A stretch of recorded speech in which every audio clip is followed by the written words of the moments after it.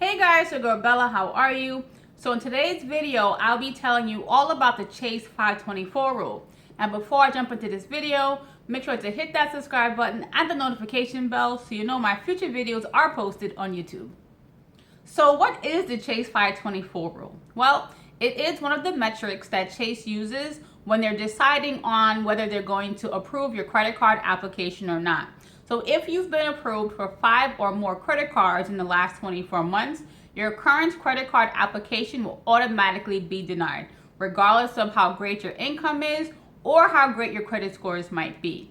Now, Chase does not actually admit to this being a thing, but there's been tons of data collected from people in the credit card rewards space over the last few years, and this has definitely been proven to be a thing. If you Google 524, you'll see tons of Reddit community conversations and numerous articles that proves that this is really a thing. So why should you even care about this, right? Well, if you are someone who is considering jumping into the credit card reward space, you definitely want to consider applying for any Chase credit cards first.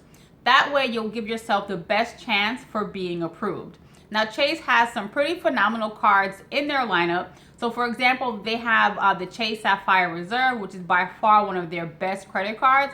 And I actually did a review about that, and I'll put a link right up here so you can learn more about that credit card. And they also have some pretty great cashback credit cards and some great hotel chain credit cards such as the Hyatt and IHG. So definitely look at their lineup first before applying for any other credit cards. So I'm sure your next question is, why would anyone want to apply for that many credit cards in such a short period of time? Well, to be honest, for the bonus points. If you can responsibly meet the spend requirement to earn all those bonus points, you can basically fund your next vacation and elevate your vacation experience. I'm talking about free hotel stays, free airline tickets, access to airport lounges, and the list goes on and on and on. I know I personally have taken some phenomenal vacations on bonus points alone. But if you only want or need 1 or 2 credit cards, that's okay too. Everyone has to do what's best for them and their current situation. But if you are someone who is considering jumping into the world of earning points and rewards, definitely consider looking at the Chase portfolio first and applying for those cards, so that way you don't get caught up in that Chase 524 rule. All right, guys, so that's it for today's video. If you did find this video helpful, make sure to hit that like button and don't forget to subscribe.